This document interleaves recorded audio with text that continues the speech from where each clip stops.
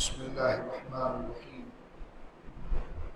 حدثنا محمد بن صالح ابن هاني حدثنا ابو سهل بشر بن سهل حدثنا عبد الله بن صالح المصري حدثني معاوية بن صالح عن سعيد بن سويد عن عبد الله الأعلى عن أرباز بن سارية رضي الله عنه صاحب رسول الله صلى الله عليه وسلم قال سمعت رسول الله صلى الله عليه وسلم يقول إني عبد الله وخاتم النبيين إني عبد الله وخاتم النبيين وأبي منجدل في طينه وسأخبركم عن ذلك. أنا دعوة أبي إبراهيم وبشارة عيسى ورؤيا أمي آمنة التي رأت وكذلك أمهات النبيين يرين وأن أم رسول الله صلى الله تعالى عليه وسلم رأت حين وضعته له نورا أضاءت لها قصور الشام ثم تلا يا أيها النبي إنا أرسلناك شاهدا ومبشرا ونذيرا وداعيا إلى الله بإذنه وسراجا منيرا. هذا حديث صحيح الأسناد ولم يخرجاه ووافقه الذهبي في التلخيص. هذا حديث صحيح. إن الله وملائكته يصلون على النبي يا أيها الذين آمنوا صلوا عليه وسلموا تسليما. اللهم صل على سيدنا ومولانا محمد وبارك وسلم صلاة وسلام عليك يا سيدي يا رسول اللہ. اللہ رب العالمین تمام اذکار اپنی بارگاہ میں قبول فرمائے. جو درود و سلام کا نذرانہ پیش کیا گیا، جس سہانی گھڑی چمکا طیبہ کا چاند، اس دل افروز ساعت پہ لاکھوں سلام. اللہ رب العالمین تمام حاضرین پر اپنا خاص فضل و کرم فرمائے، اور جو صلاۃ و سلام کا سلسلہ رہا ہمارے بزرگوں اور دوستوں کو بہترین جزا اور ان کی اس ہمت کو اللہ قائم رکھے. اور آج جو صبح بہارا اور اس مبارک و مقدس دن کی ابتدا ہے، اللہ اس کا خاص فضل امت مرحومہ پر فرمائے، اور اس امت کو اللہ رب العالمین انتشار و اشتراک سے بچا کر اپنے عزم میں مستقیم فرمائے، اور وبائی امراض سے اللہ ہر اہل ایمان کو محفوظ رکھے، پاکستان کو محفوظ رکھے. میرے دوستوں بزرگوں، یہ طریقہ کار رہا ہے کہ فجر کی نماز سے قبل جہاں درود و سلام پڑھ کے اپنے نفوس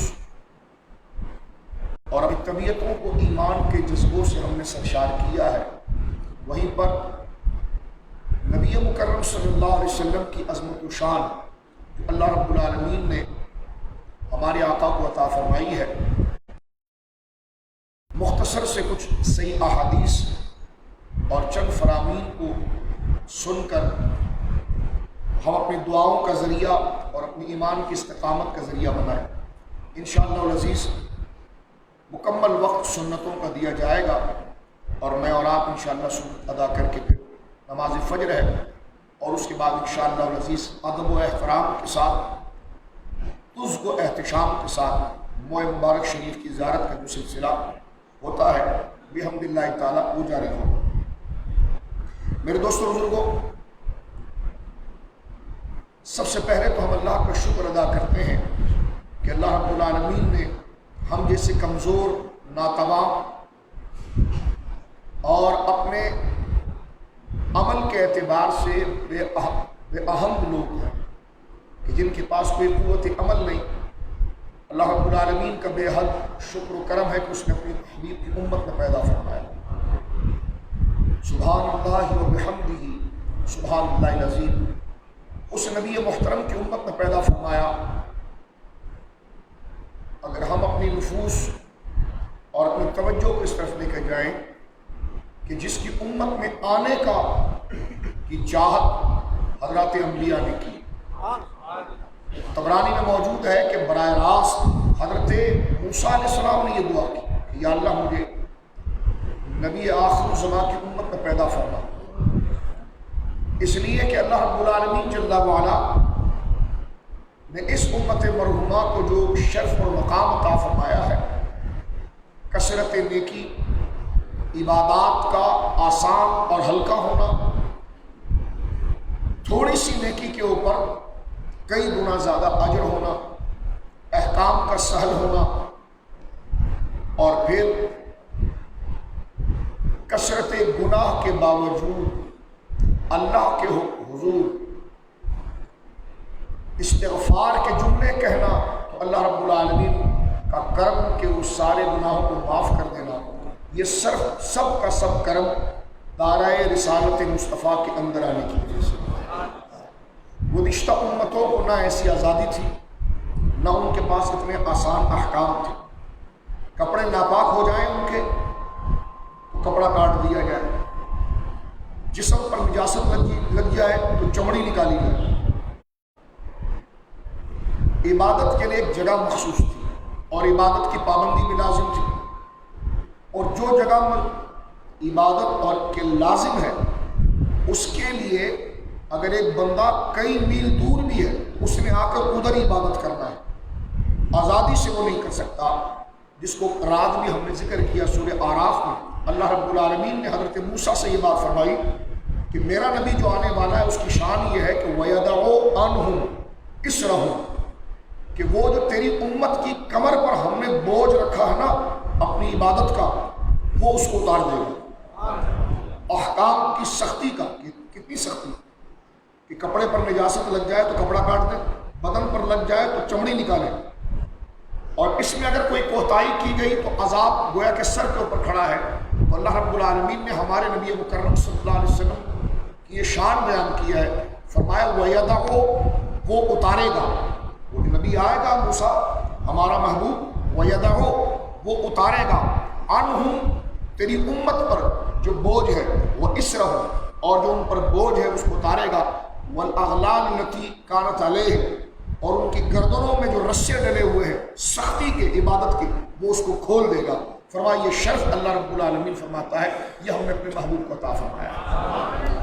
اور اس آیت کے اندر آگے بڑھ جانا چاہتے ہیں۔ اس آیت میں یہ اعلان کر دیا گیا ہے کہ اب کوئی اہل کتاب نہیں ہے، اب جنت میں وہی جائے گا کہ جب اعلان نبوت مصطفیٰ ہو گیا تو اب اللہ کا محبوب وہی ہوگا جو محمد رسول اللہ کا کلمہ پڑھے گا۔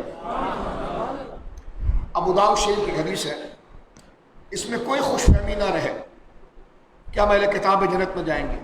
اہل کتاب جنت میں جائے گا، لیکن جب رسول مکرم تشریف لے آئے تو اب حضرت موسیٰ نے بھی ان کی تصدیق کرنی ہے، سب نے ان کی تصدیق کرنی ہے، ان کی امت نے بھی تصدیق کرنی ہے۔ جس طرح کہ سورۃ الاعراف کی آیت نمبر 158 نے اس چیز کو ذکر کیا۔ رات کو بھی ہم نے یہ بات آپ کے سامنے کی تھی کہ حضرت موسیٰ نے اپنی امت کے لیے کہا تھا یا اللہ وَاكْتُبْ لَنَا فِي هَذِهِ الدُّنْيَا حَسَنَةً وَفِي الْآخِرَةِ اِنَّا هُدْنَا إِلَيْكَ، اے اللہ میری امت کے لیے، حضرت موسیٰ نے دعا کی اللہ سے، یا اللہ میری امت کے لیے آسانی کر، اس کے لیے دنیا و آخرت کو آسان کر دے، حسنہ کر دے، اور اِنَّا هُدْنَا إِلَيْكَ، میں خود اپنی امت کے ساتھ اس کوہ طور پر تیرے سے معافی مانگ رہا ہوں۔ اللہ رب العالمین نے آگے فرمایا سَأَكْتُبُهَا، لکھ دوں گا موسیٰ، جیسا تو کہہ رہا ہے نا کہ تیری امت کے لیے، جو حضرت موسیٰ کی امت تھی، تیری امت کے لیے آسانی لکھ دوں تو میں لکھ دوں گا، لیکن للذین، ان کے لیے لکھوں گا، یتقون، جو مجھ سے ڈریں گے، ویؤتون الزکاۃ، اور وہ زکوٰۃ ادا کریں گے، والذین هم بآیاتنا یؤمنون، اور ان نشانیوں پر ایمان لائیں گے۔ لیکن اگر وہ زکوٰۃ بھی دیں، وہ ایمان بھی لائیں، اس کے لیے کنڈیشن یہ کہ الذین یتبعون الرسول، وہ میرے محبوب کے پیچھے چلیں گے۔ سبحان اللہ، کاش اس کی لذت کو میں اور آپ پا سکیں جو قرآن نے یہاں پر ذکر کیا ہے۔ تو اس سے بالکل پردہ ہٹ جانا چاہیے، کیونکہ اب وہ شخصیت آ چکی ہے کہ بجھ گئی جس کے آگے سبھی مشعلیں، شمع وہ لے کر آیا ہمارے۔ میں مسلم شریف کی حدیث سے اس مضمون کو کھول دیتا ہوں، پھر حدیث شریف کی طرف آتے ہیں۔ نبی مکرم صلی اللہ علیہ وسلم نے فرمایا کہ لا يسمع بی احد والذی نفس محمد بیدہ صلی اللہ علیہ وسلم، فرمایا کہ قسم اس ذات کی جس کے قبض قدرت میں میری جان ہے، لا يسمع بی، میں یہ نہ سنوں، نہ یہ مجھے سنایا جائے، احد ہذہ الامہ، جب میں اعلان کر چکا ہوں غار حرا سے آ کر کے میں رسول ہوں، تو اب یہ بات نہیں سنی جائے گی کسی سنگل پرسن کی بھی کہ یہودی ولا نصرانی، کہ ہم یہودی ہیں ہم نصرانی ہیں۔ فرمایا لم یؤمن بالذی ارسلت بہ، میں جو لایا ہوں مجھ سمیت اگر اس نے میرا نام لے کر میری تصدیق نہیں کی، الا من اصحاب النار، وہ جہنمی ہے۔ لہذا اس وقت حضرت موسیٰ کی تصدیق بھی حضور ہی کے نام سے ہوئی صلی اللہ علیہ وسلم، اور حضرت عیسیٰ کی تصدیق بھی حضور علیہ السلام کے نام مبارکہ سے ہی ہوگی۔ بلکہ ایک دفعہ حضرت عمر تورات پڑھ رہے تھے، مسلم شریف میں جیسا لوگ پڑھتے نا، تو سرکار کو جلال آیا، اس لیے وہ بگڑ گئی ہے، اس کو تبدیل کر دیا گیا۔ اس سے مسئلہ نکلا کہ بد مذہبوں کی کتابیں نہیں پڑھنی چاہیے۔ تورات تو حقیقی تھی، وہ تو اللہ کا کلام تھا، لیکن لوگوں نے بدل دیا تھا۔ تو حضرت عمر کیونکہ حضور کے شاگرد ہیں، وہ پڑھ رہے ہیں، تو سرکار کریم نے جب دیکھا تو سرکار کو جلال آیا، اور سرکار نے فرمایا کیا رکھا ہے اس بگڑی ہوئی تورات میں؟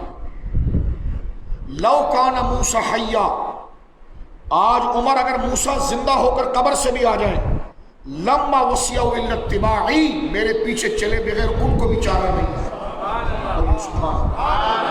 تو فرمایا سب سے اولا اور اعلیٰ ہمارا نبی۔ اب میرے دوستوں بزرگوں، اس شان والے نبی محترم صلی اللہ علیہ وسلم تشریف لائے ہیں۔ سرکار دو عالم صلی اللہ علیہ وسلم کا فرمان ہر سال ہم پڑھتے ہیں۔ میرے سامنے اس وقت جو مبارک کتاب موجود ہے، المستدرک للصحیحین، امام حاکم علیہ رحمت کی حدیث کی کتاب، جو بخاری مسلم سے رہ گئی حدیث ہے، اس کو آپ نے درج کی، اس کو حدیث کی ٹرمس میں مستدرک کہا جاتا ہے، کیونکہ امام بخاری کو تو 2 لاکھ حدیثیں یاد تھیں، لیکن 2 لاکھ سے انہوں نے صرف 3,500 حدیثیں لی ہیں، تو پھر 97,000 حدیثیں کہاں گئی؟ 1,97,000۔ تو امام حاکم نے کچھ حدیثیں لی، کچھ امام ترمذی نے لی، تو یہ حاکم علی المستدرک ہے۔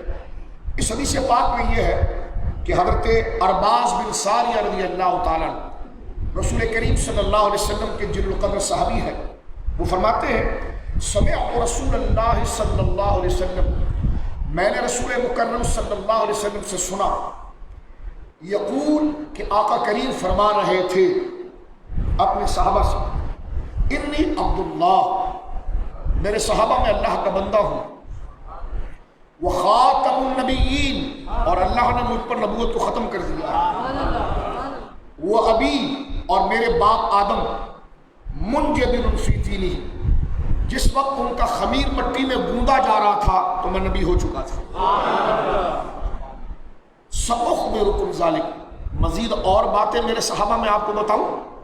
صحابہ حضور کو جانتے ہیں لیکن یہ باتیں نہیں جانتے تھے۔ فرمایا انا دعوت ابی ابراہیم، میں وہی ہوں حرم میں کھڑے ہو کر ابراہیم نے جن کو اللہ سے مانگا تھا۔ فرمایا انا دعوت ابی ابراہیم، میں ابی ابراہیم، میں اپنے باپ ابراہیم کی دعا ہوں، کیونکہ حضور انہی کی نسل سے۔ وہ بشارت عیسیٰ، میں اپنے بھائی عیسیٰ کی بشارت ہوں، جو قرآن میں موجود ہے کہ مبشرا برسول یأتی من بعد اسمہ احمد۔ حضرت عیسیٰ نے اپنی قوم سے کہا تھا میرے بعد ایک میں تمہیں بشارت دیتا ہوں کہ مبشرا، میں بشارت دینے والا ہوں، دے رہا ہوں، من بعد یأتی من بعد، میرے بعد ایک آئے گا رسول جس کا نام ہوگا اسمہ احمد، اور اس کا نام احمد ہوگا۔ یہ قرآن کریم میں 28ویں پارے میں موجود ہے۔ تو فرمایا کہ وہ بشارت عیسیٰ، میں عیسیٰ کی بشارت ہوں۔ آگے ارشاد فرمایا، کیا فرمایا؟ پہلے میں ابراہیم علیہ السلام کی دعا ہوں، میں عیسیٰ علیہ السلام کی بشارت ہوں، چہروں پر تازگی رکھیے گا۔ وَرُؤْيَا أُمِّ آمنہ، اور میں اپنی ماں آمنہ کا خواب ہوں۔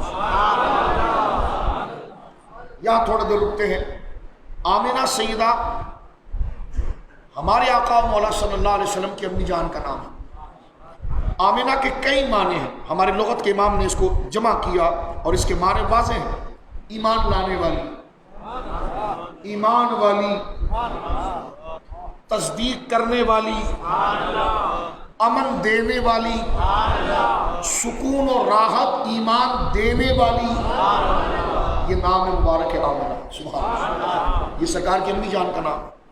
سرکار کی امی جان جو ہے حضور علیہ السلام کے دادا ہیں حضرت کلاب، جن کا نام زید یا حکیم نام ان کا تھا، حکیم، کیونکہ جائیداد بڑے تھے، جنگلات تھے، تو جس طرح جنگلات کی حفاظت کے لیے کتے پالے جاتے ہیں، وہ مضبوط کتے ان کے پاس، اور وہ گویا کہ شکاری کتے جس کے ذریعے وہ اپنی کوٹھی اور جائیداد کی حفاظت کریں، زمینوں کی حفاظت کریں، اس وجہ سے یہ نام کلاب ہوا، کیونکہ عرب زبان کے اندر کسی بھی نسبت والی چیز میں نام مشہور ہوتا۔ آپ کا نام حضرت سیدنا حکیم ہے رضی اللہ عنہ۔ ان کے بیٹے ہیں سیدنا قصی، جو سرکار کے دادا ہیں، یعنی حضرت کلاب کے بیٹے قصی۔ ان کو قصی اس لیے کہا جاتا ہے کہ مکہ کے اندر سرکار علیہ السلام کے خاندان، یہ حضور کے چوتھے دادا ہیں، سرکار علیہ السلام کے خاندان کو قریش کے دیگر قبیلوں نے یہ کہا کہ تم ہمارے ساتھ مورتیوں کی عبادت کرو،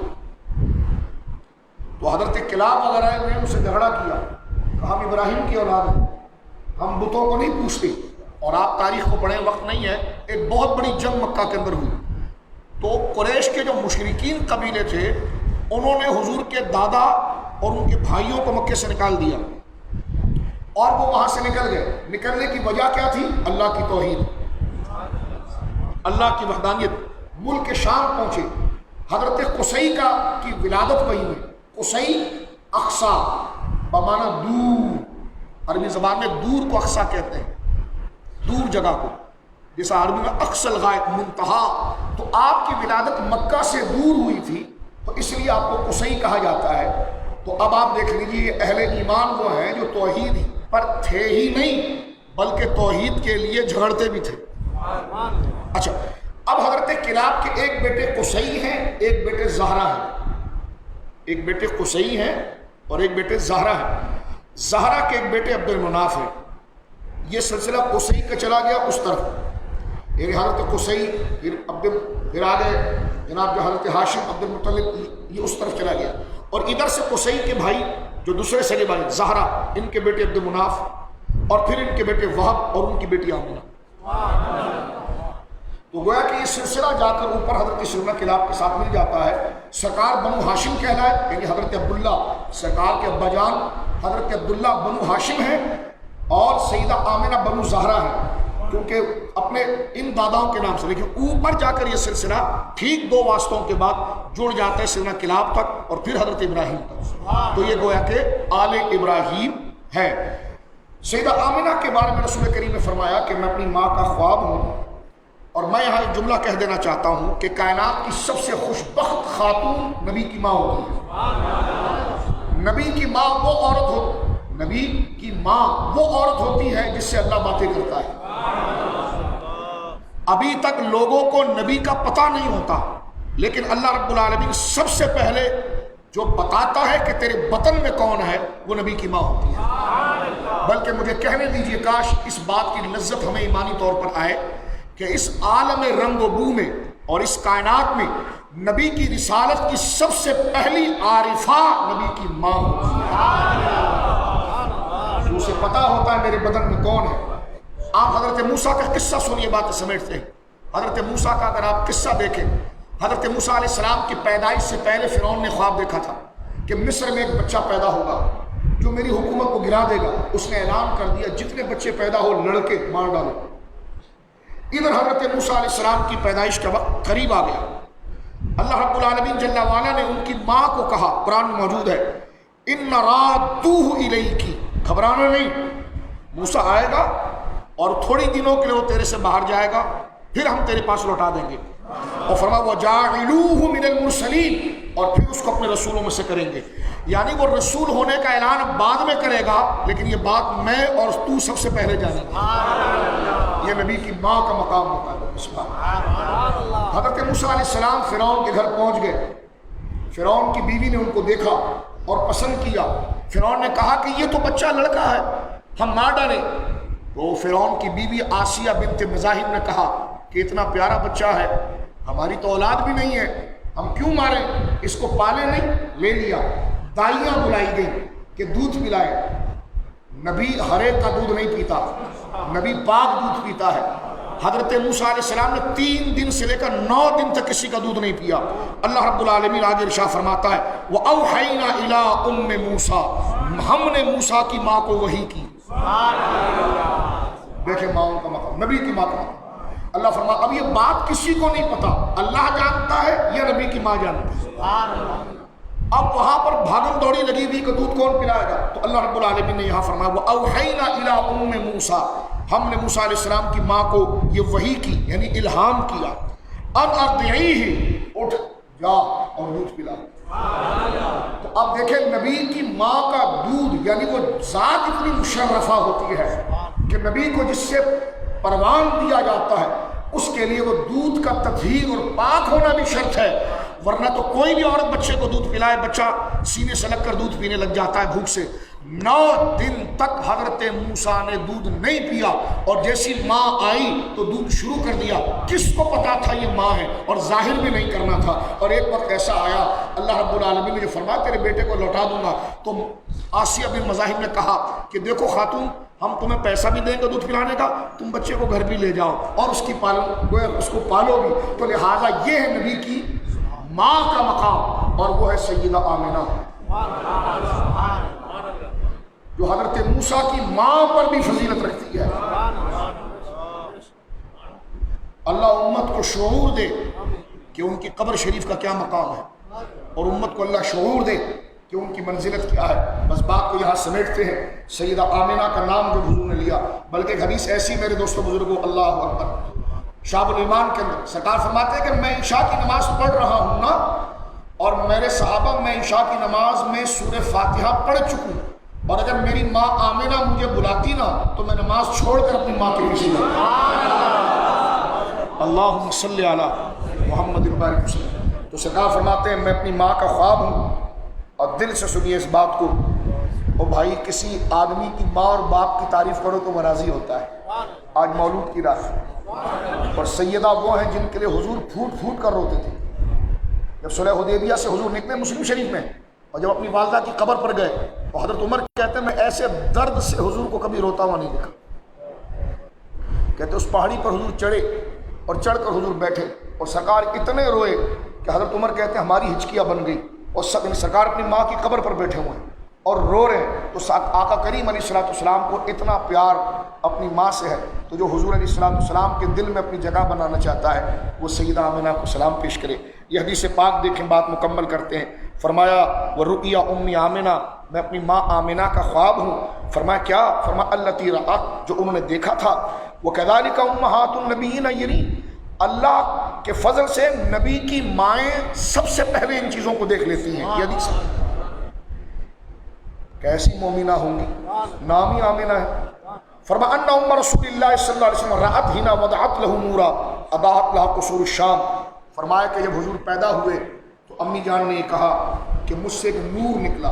نور کیا تھا؟ حضور کا بدن، الگ سے کوئی لائٹ نہیں تھی۔ اللہ نے تیرے جسم منور کی تابش ہے، اے جانے جانا جانے تجلا کہوں تجھے۔ تو اس فرمان مجھ سے نور نکلا جس کی روشنی اور طاقت اس نور کتنی تھی، اضاءت لها قصور الشام، جس سے ملک شام کا کہ دیواریں چمک گئی۔ پھر حضور نے خود سورہ احزاب کی آیت پڑھی، یعنی لوگ حضور کی تعریف کرتے ہیں، سرکار اپنی امی جان کی خود تعریف کرتے ہیں۔ لوگ حضور کے کلام کے راوی ہیں اور سرکار اپنی امی جان کے کلام کے گویا کہ راوی ہیں۔ اور امام حاکم نے فرمایا یہ حدیث بالکل صحیح ہے۔ اللہ رب العالمین یہ چند کلمات میرے اور آپ کی بخشش کا ذریعہ بنائے، اور سرکار کی نگاہ کرم اور خیرات اور اس کی بھیک اللہ رب العالمین سیدہ آمنہ کے صدقے اور اس خاندان مبارک کے صدقے اللہ ہمیں عطا فرمائے۔ انشاءاللہ زندگی رہی تو جمعے میں ہم انشاءاللہ العزیز خاندان مبارک کے فضائل پر ذکر کریں گے۔ تمام حضرات ادب و احترام اسی جذبے اور محبت اور شہد اور خوشبو کو لے کر اب اللہ کی بارگاہ میں حاضری دیتے ہیں، اور 2 رکعت سنت آپ